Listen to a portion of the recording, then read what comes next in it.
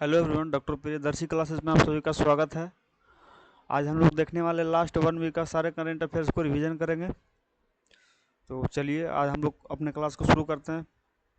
First question है, अंतर्राष्ट्रीय महिला दिवस 2026 के लिए संयुक्त राष्ट्र की थीम क्या थी? Option A invest in women, option B right justice action for all womens and girls, option C है gender equality, no, option D women in leadership. इसका सही answer option B right justice action for all women and girls. दिए गए लेख में स्पष्ट रूप से बताया गया है कि इंटरनेशनल वुमेन्स डे 2026 की थीम थी rights justice action for all womens and girls. यह थीम महिलाओं और बालिकाओं के लिए न्याय, अधिकार और ठोस कार्रवाई पर जोर देती है। अब क्वेश्चन 2 देखते हैं। क्वेश्चन 2 है, भारत में महिलाओं को लोकसभा और राज्य विधानसभाओं में 33% आरक्षण देने वाला प्रावधान किससे जुड़ा है? ऑप्शन ए 73वां संविधान संशोधन, ऑप्शन बी 74वां संविधान संशोधन, ऑप्शन सी नारी शक्ति वंदन अधिनियम 2023, ऑप्शन डी मिशन शक्ति। इसका राइट आंसर ऑप्शन सी नारी शक्ति वंदन अधिनियम, नारी शक्ति वंदन अधिनियम 2023,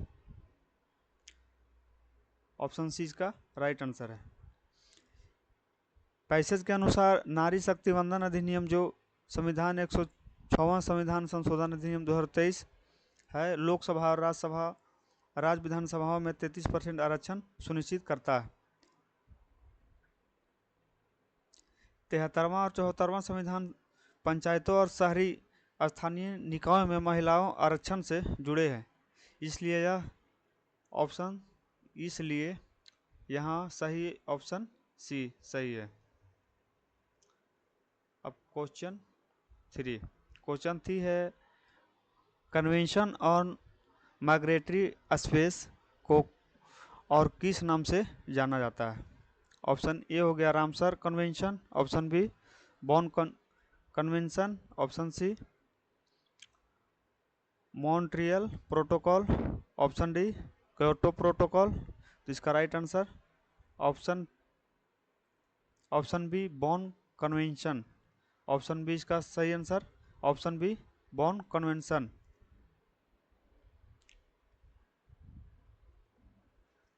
लेख में बताया गया है कि convention on the conservation migratory species of wild animal को बॉन कन्वेंशन में भी कहा जाता है। यह 1979 में बॉन जर्मनी में अपनाया गया था। यह प्रवासी जीवों तथा उनके आवासों के संरक्षण के लिए वैश्विक ढांचा प्रदान करता है। अब क्वेश्चन 4 देखते हैं। क्वेश्चन 4 है, प्रधानमंत्री भारतीय जन औषधि परियोजना का मुख्य उद्देश्य क्या है? ऑप्शन ए हो गया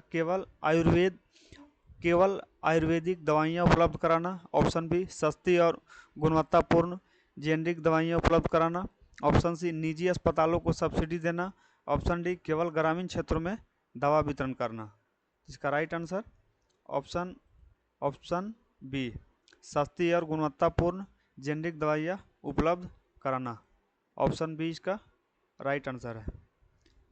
दिए गए अंश में पीएम बीजेपी का उद्देश्य बताया गया कि यह गुणवत्तापूर्ण जेनरिक मेडिसिन और सर्जिकल आइटम्स को 50 to 80% कम कीमत पर उपलब्ध कराकर लोगों को out of packet health care expenditure को कम करता है। यह योजना विशेष रूप से आर्थिक रूप से कमजोर वर्गों के लिए महत्वपूर्ण है, इसलिए इसका ऑप्शन भी सही है। अब क्वेश्चन 5 देखते हैं। क्वेश्चन 5 है, आरबीआई द्वारा ओपन मार्केट ऑपरेशन में सरकारी प्रतिभूतियों की खरीद का क्या प्रभाव होता है? ऑप्शन ए बैंकिंग प्रणाली से तरलता कम होती है, ऑप्शन बी बैंकिंग प्रणाली में तरलता बढ़ती है, ऑप्शन सी केवल मुद्रास्फीति बढ़ती है, ऑप्शन डी विदेशी मुद्रा भंडार घटता है। इसका ऑप्शन बी सही है, बैंकिंग प्रणाली में तरलता बढ़ती है, ऑप्शन बी इसका राइट आंसर है। पैसेज में स्पष्ट है कि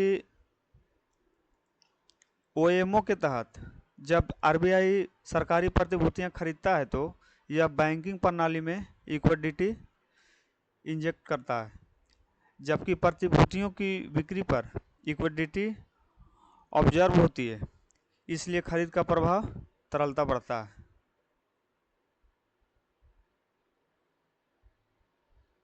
क्वेश्चन सिक्स है, भारत फिनलैंड संबंधों को हाल ही में किस स्तर तक उन्नत किया गया है?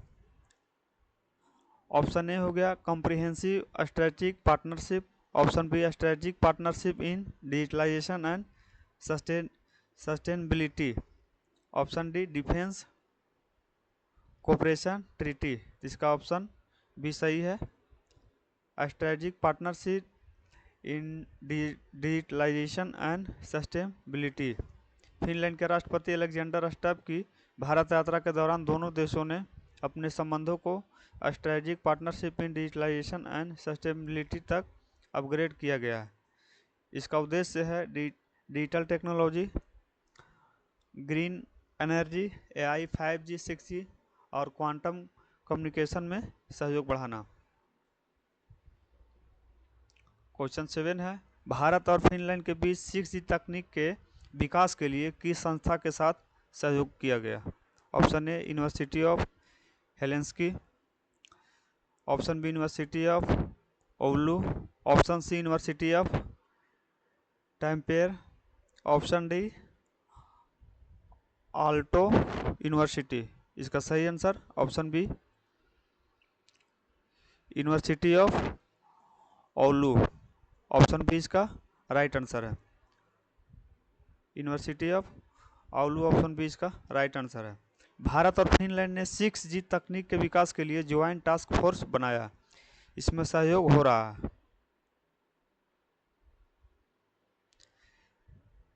यूनिवर्सिटी ऑफ ओलू जो फिनलैंड का है और भारत 6G एलियंस इंडिया का है। यह भविष्य की संचार तकनीक के लिए महत्वपूर्ण साझेदारी है। अब क्वेश्चन 8 है, डिजिटल इंडिया प्रोग्राम कब शुरू किया गया? ऑप्शन ए 2012 में, ऑप्शन बी 2014 में, ऑप्शन सी 2015 में, ऑप्शन डी 2017 में। इसका सही आंसर ऑप्शन सी इसका सही है, 2015। डिजिटल इंडिया प्रोग्राम जुलाई 2015 में शुरू किया गया था। इसका उद्देश्य है भारत को डिजिटली एम्पावर्ड सोसाइटी बनाना, ई गवर्नेंस को बढ़ावा देना, डिजिटल कनेक्टिविटी और डिजिटल सेवाएं प्रदान करना। पीएम वाणी योजना का मुख्य उद्देश्य क्या था? पीएम वाणी योजना का मुख्य उद्देश्य क्या है? ऑप्शन ए 5G नेटवर्क स्थापित करना, ऑप्शन बी सार्वजनिक वाईफाई नेटवर्क को बढ़ावा देना, ऑप्शन सी सरकारी डेटा सेंटर बनाना, ऑप्शन डी साइबर सुरक्षा बढ़ाना। इसका ऑप्शन बी सही है, सार्वजनिक वाईफाई नेटवर्क को बढ़ावा देना। ऑप्शन बी इसका राइट आंसर है। पीएम वाणी prime minister wifi access network interface का उद्देश्य है सार्वजनिक वाईफाई हॉटस्पॉट स्थापित करना, सस्ती इंटरनेट सेवा देना, स्थानीय उद्यमियों को बढ़ावा देना। क्वेश्चन 10, 2020 में शुरू की गई यह योजना डिजिटल समावेश के लिए महत्वपूर्ण है। अब क्वेश्चन 10, हाइब्रिड इलेक्ट्रिक व्हीकल की मुख्य विशेषता क्या है? ऑप्शन ए केवल बैटरी से चलता है, ऑप्शन बी केवल पेट्रोल इंजन से चलता है, ऑप्शन सी पेट्रोल इंजन और इलेक्ट्रिक मोटर दोनों का उपयोग करता है, ऑप्शन डी यह केवल हाइड्रोजन से चलता है। इसका ऑप्शन सी सही है, यह केवल पेट्रोल इंजन और मोटर दोनों से चलता है। ऑप्शन सी इसका सही है, पेट्रोल इंजन और इलेक्ट्रिक मोटर दोनों का उपयोग करता है। हाइब्रिड इलेक्ट्रिक व्हीकल में दो ऊर्जा स्रोत हैं, इंटरनल कॉम्बशन इंजन और इलेक्ट्रिक मोटर दोनों। इसे ईंधन दक्षता बढ़ती है, प्रदूषण कम होता है, बाहरी चार्जिंग की आवश्यकता नहीं होती है क्योंकि रीजेनरेटिव ब्रेकिंग से बैटरी चार्ज होती है। क्वेश्चन 11, एआई सॉवरेनिटी का अर्थ क्या है?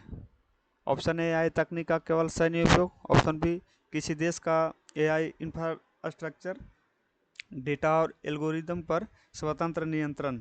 ऑप्शन सी, केवल निजी कंपनियों द्वारा एआई विकास। ऑप्शन डी, एआई का अंतर्राष्ट्रीय नियंत्रण। तो इसका ऑप्शन बी सही है। ऑप्शन बी इसका राइट आंसर है। किसी देश का एआई इंफ्रास्ट्रक्चर, डेटा और एल्गोरिथम पर स्वतंत्र नियंत्रण। ऑप्शन बी इसका राइट आंसर है। एआई स्वर्गनीति का मतलब है कि कोई देश अपने ecosystem, data, algorithm, computer infrastructure और गवर्नेंस पर स्वतंत्र नियंत्रण रखे। इसका उद्देश्य राष्ट्रीय सुरक्षा, रणनीतिक हित, तकनीकी आत्मनिर्भरता सुनिश्चित करना। अब क्वेश्चन 12 है, आधुनिक युद्ध में C4ISR प्रणाली का क्या अर्थ है? Option A, cyber command combat satellite radar. Option B, command control communications computer intelligence surveillance and reconnaissance. Option C, combat control intelligence satellite radar. Option D, command control cyber infrastructure security and response. इसका option B right answer है।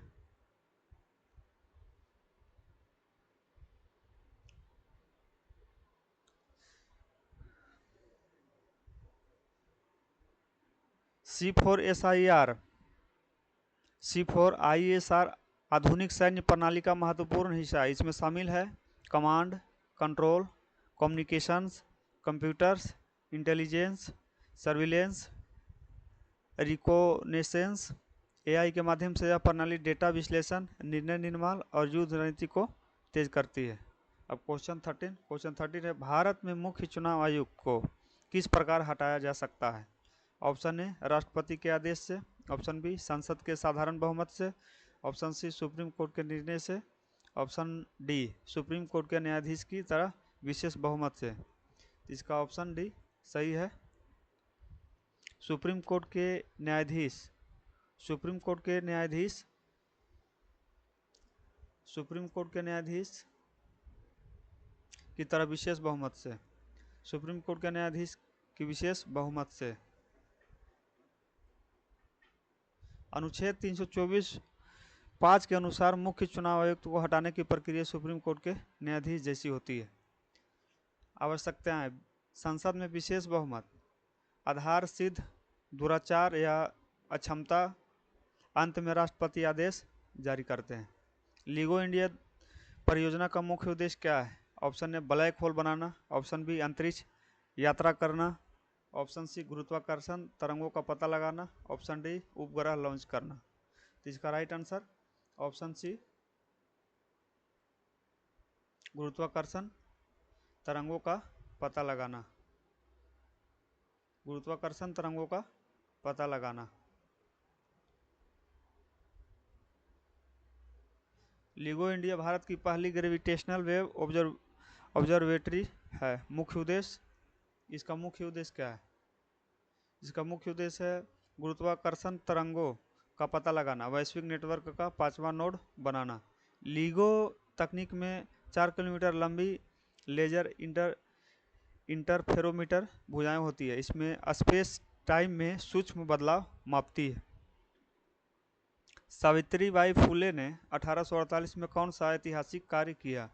Option ए, भारत का पहला विश्वविद्यालय स्थापित किया। Option B, Bharat का पहला भारतीय प्रतिबंधित बालिका विश्वविद्यालय स्थापित किया।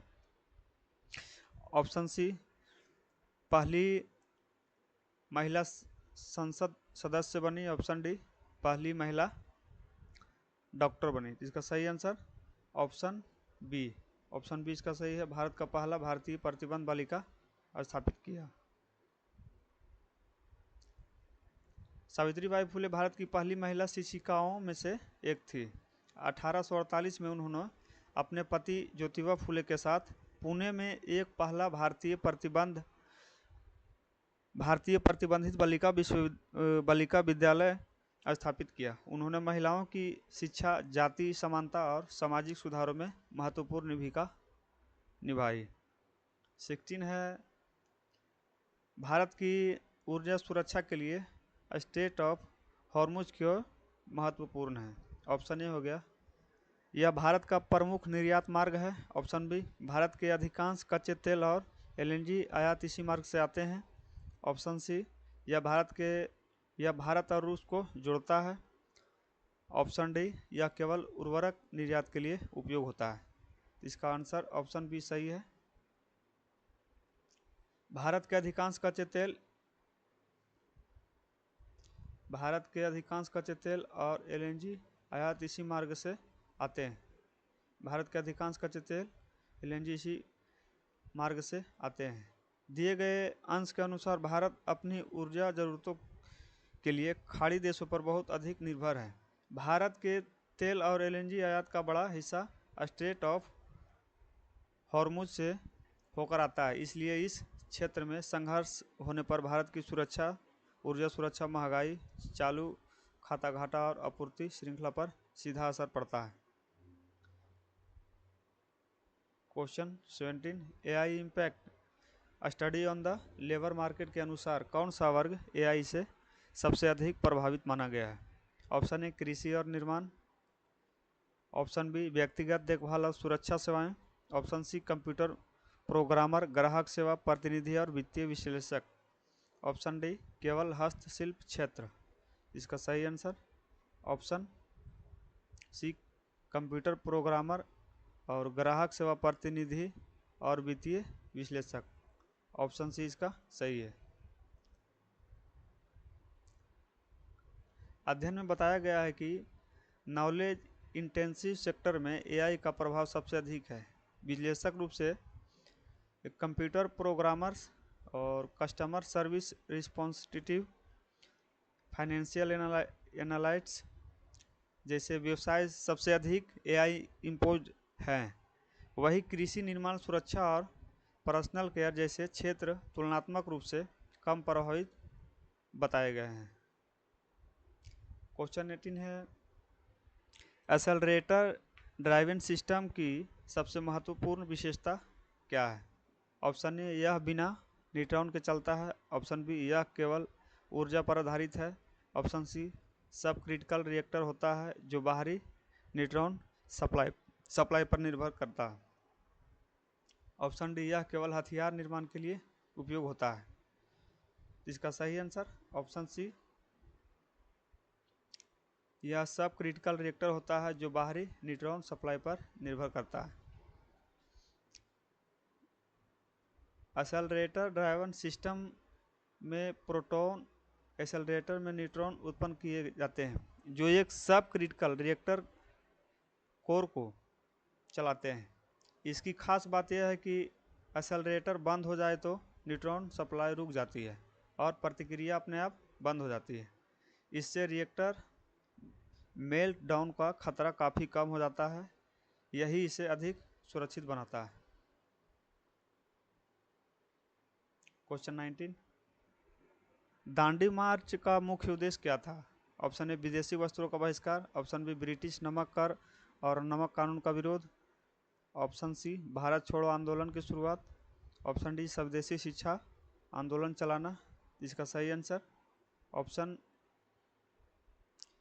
ऑप्शन बी, ब्रिटिश नमक कर और नमक कानून का विरोध। ऑप्शन बी इसका सही आंसर है। दांडी मार्च महात्मा गांधी के नेतृत्व में 12 मार्च 1930 को शुरू हुआ। इसका उद्देश्य था कि ब्रिटिश नमक कानून और नमक कर का विरोध करना। गांधी जी ने नमक को इसलिए चुना क्योंकि यह हर व्यक्ति की दैनिक आवश्यकता थी, इसलिए यह आंदोलन जनसामान्य से सीधे जुड़ा गया है और व्यापक जन समर्थन मिला। क्वेश्चन 20, ऑटोनोमियस डिस्ट्रिक्ट काउंसिल किस अनुसूची के अंतर्गत आते हैं? ऑप्शन ए हो गया 5वीं अनुसूची। ऑप्शन बी 6ठी अनुसूची। ऑप्शन सी 7वीं अनुसूची। ऑप्शन डी 10वीं अनुसूची। इसका सही आंसर ऑप्शन बी 6ठी अनुसूची। ऑप्शन बी इसका सही आंसर है। गारो हिल्स ऑटोनोमियस डिस्ट्रिक्ट काउंसिल का उल्लेख 6th शेड्यूल के संदर्भ में किया गया है। 6ठी अनुसूची के अंतर्गत असम, मेघालय, त्रिपुरा, मिजोरम के जनजातीय क्षेत्रों में ऑटोनोमियस डिस्ट्रिक्ट काउंसिल का प्रावधान है। इस परिषदों को भूमि, वन, परंपरागत कानून, विवाह, उत्तराधिकार आदि विषयों पर कानून बनाने की कुछ स्वायत्त शक्तियां प्राप्त होती है। अब क्वेश्चन 25 देखते हैं। भारत में पैसिव यूथनेशिया को कानून मान्यता किस महत्वपूर्ण निर्णय में मिली थी? ऑप्शन ए हो गया Gian Kaur 5 state of Punjab 1996। Option B हो गया Aruna Shanbaug 5 union of India 2011।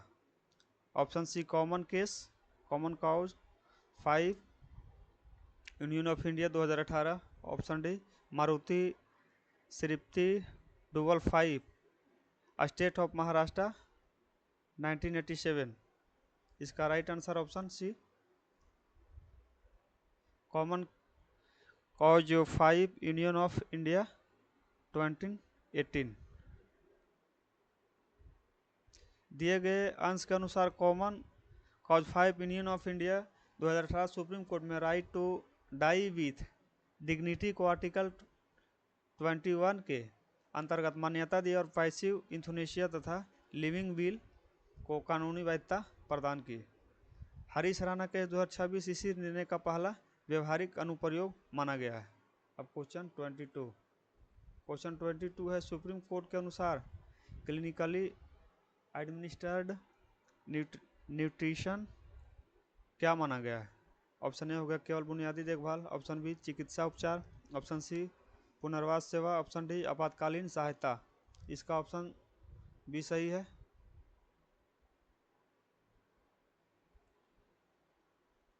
चिकित्सा उपचार।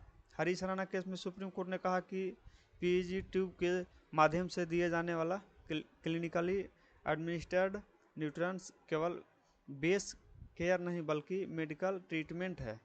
इसलिए यदि मेडिकल बोर्ड उचित समझे तो इसका विड्रॉवल पैसिव यूथनेशिया के दायरे में आ सकता है। अब क्वेश्चन 23 है बार बार फार्म लोन वेवर की सबसे बड़ी नकारात्मक आर्थिक समस्या क्या मानी जाती है? ऑप्शन ए कृषि उत्पादन तुरंत बढ़ जाता है। ऑप्शन बी निर्यात बढ़ जाता है। ऑप्शन सी क्रेडिट डिसिप्लिन कमजोर होती है और एनपीएस बढ़ते हैं। ऑप्शन डी किसानों की आय अस्थायी रूप से दोगुनी हो जाती है। इसका सही आंसर ऑप्शन सी इसका राइट आंसर है। ऑप्शन सी क्रेडिट डिसिप्लिन कमजोर होती है और एनपीए बढ़ते हैं। फार्म लोन वेवर से किसानों को अल्पकालिक राहत तो मिलती है, लेकिन बार बार वेवर की घोषणा से ईमानदार उधारकर्ता भी रीपेमेंट रोक सकते हैं। इससे क्रेडिट कल्चर खराब होती है, स्ट्रेटेजिक डिफॉल्ट बढ़ता है। बैंकों के एनपीए बढ़ते हैं और भविष्य में नया कृषि ऋण देने में बैंक हिचकते हैं। क्वेश्चन 24 कोविड-19 वैक्सीन के एडवर्स इफेक्ट के मामले में सुप्रीम कोर्ट ने किस सिद्धांत के आधार पर मुआवजा नीति बनाने को कहा? Option A absolute liability. Option B strict liability. Option C no fault liability. Option D vicarious liability. इसका आंसर सी ऑप्शन सी है नो फॉल्ट लिएबिलिटी।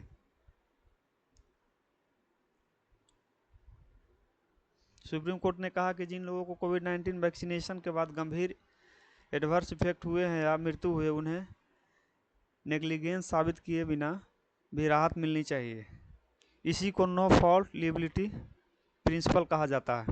इसका उद्देश्य है कि पीड़ित परिवारों को लंबे मुकदमे में ना उलझना पड़े। क्वेश्चन 25 सुप्रीम कोर्ट ने ओबीसी क्रीमी लेयर के संदर्भ में क्या स्पष्ट किया? ऑप्शन ए केवल पेरेंटल सैलरी ही आधार बनेगी। ऑप्शन बी एग्रीकल्चर इनकम हमेशा जोड़ी जाएगी।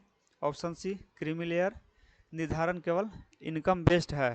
Option D parental income alone पर्याप्त नहीं है, स्टेटस बेस्ड असेसमेंट भी जरूरी है। तो इसका ऑप्शन डी इसका राइट है। पेरेंटल इनकम अलोन पर्याप्त नहीं है, स्टेटस बेस्ड स्टेटमेंट भी जरूरी है। ऑप्शन डी इसका राइट आंसर है। सुप्रीम कोर्ट ने स्पष्ट किया कि ओबीसी क्रीमी लेयर का निर्धारण सिर्फ पेरेंटल इनकम के आधार पर नहीं किया जा सकता है, यह स्टेटस बेस्ड भी होना चाहिए, यानी माता पिता का employment status, post category, service position जैसे कारकों को भी ध्यान में रखना होगा। इसी आधार पर कोर्ट ने सैलरी बेस्ड अनइक्वल ट्रीटमेंट को अनुचित बताया। अब क्वेश्चन 26, फिजिकल हेल्थ इंडेक्स 2026 की संस्था द्वारा जारी किया गया। ऑप्शन ए वित्त आयोग, ऑप्शन बी भारतीय reserve bank, option C NITI Aayog, option D नियंत्रक एवं महालेखा परीक्षक, ऑप्शन सी इसका सही है NITI Aayog physical health index 2026 जारी किया। फिजिकल हेल्थ इंडेक्स 2026 का दूसरा संस्करण नीति आयोग द्वारा जारी किया गया। इसका उद्देश्य राज्यों की वित्तीय स्थिति का तुलनात्मक आकलन करना, फिजिकल सस्टेनेबिलिटी को समझना और सुधारों के लिए एविडेंस बेस्ड फ्रेमवर्क देना। अब क्वेश्चन 27, फिजिकल हेल्थ इंडेक्स में राज्यों का मूल्यांकन निम्न में से किस आधार पर किया जाता है? ऑप्शन ए केवल कर संग्रह और जीडीपी, ऑप्शन बी 5 स्तंभों पर जैसे रेवेन्यू, मोबिलाइजेशन, फिजिकल प्रूडेंस और डिबेट सस्टेनेबिलिटी, ऑप्शन सी केवल राजकोषीय घाटे पर, ऑप्शन डी केवल पूंजीगत व्यय पर। इसका सही आंसर ऑप्शन बी 5 स्तंभों पर, ऑप्शन बी इसका सही है। 5 स्तंभों पर जैसे revenue, mobilisation, physical prudence, debate sustainability, तो ऑप्शन बी इसका सही हो गया। FHI राज्यों का आकलन 5 पिलर पर करता है। क्वालिटी ऑफ एक्सपेंडिचर, दूसरा है रेवेन्यू मोबिलाइजेशन, तीसरा है फिजिकल प्रूडेंस और 4 है डिबेट इंडेक्स। इसी से राज्यों के ओवरऑल फिजिकल हेल्थ का व्यापक चित्र मिलता है। अब क्वेश्चन 28, FHI 2026 में प्रमुख राज्यों की श्रेणी में शीर्ष प्रदर्शन करने वाला कौन है? ऑप्शन ए होगा Gujarat, Maharashtra, Karnataka, option B Orissa, Goa, Jharkhand, option C Punjab, Kerala, Paschim Bengal, option D Tamil Nadu, Bihar, Rajasthan. Option B इसका राइट है, उड़ीसा, गोवा और झारखंड। ऑप्शन बी इसका राइट आंसर है। फिजिकल हेल्थ इंडेक्स 2026 के अनुसार उड़ीसा, गोवा, झारखंड प्रमुख राज्यों की श्रेणी में अचीवर्स है। विशेषकर उड़ीसा लगातार शीर्ष पर रहा है, जिसका कारण है नियंत्रित फिजिकल डिफिशिएट और स्थिर रेवेन्यू बेस, और तीसरा है कम डिबेट प्रेशर, और चौथा बेहतर फिजिकल डिसिप्लिन। अब क्वेश्चन 29, अनुसूचित जातियों को सार्वजनिक स्थानों से वंचित करने की प्रथा का सीधा संबंध संविधान के किस अनुच्छेद से है?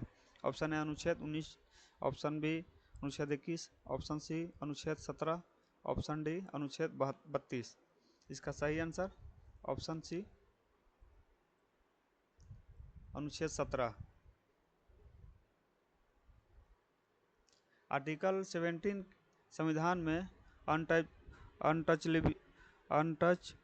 अनटचेबिलिटी को समाप्त करना और उसके किसी भी रूप को दंडनीय बनाता है।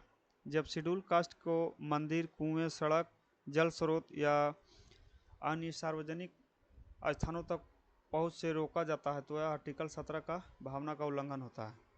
साथ ही आर्टिकल 15 का 2 में भी पब्लिक स्पेस में समान एक्सेस सुनिश्चित करता है। अब क्वेश्चन 13, किसान क्रेडिट कार्ड योजना का मुख्य उद्देश्य क्या है? ऑप्शन ए किसानों को केवल दीर्घकालिक औद्योगिक ऋण देना, ऑप्शन बी किसानों को समय पर सस्ता और संस्थागत अल्पकालिक ऋण उपलब्ध कराना, ऑप्शन सी किसानों को केवल बीमा सुविधा देना, ऑप्शन डी कृषि निर्यात को बढ़ावा देना। तो इसका ऑप्शन बी इसका सही आंसर है, किसानों को समय पर सस्ता और संस्थागत अल्पकालिक ऋण उपलब्ध कराना। ऑप्शन बी इसका सही आंसर है, किसानों को समय पर सस्ता और संस्थागत अल्पकालिक ऋण उपलब्ध कराना। किसान क्रेडिट कार्ड योजना 1998 में शुरू की गई थी। इसका उद्देश्य किसानों को टाइमली इंस्टीट्यूशनल क्रेडिट देना, फसल उत्पादन पोस्ट हार्वेस्ट आवश्यकताओं और अलाइड एक्टिविटीज़ के लिए सस्ता ऋण उपलब्ध कराना और साहूकारों का निर्भरता कम करना। Thanks for watching doctor Priyadarshi classes. अब हम लोग मिलते हैं नेक्स्ट क्लास में। All the best.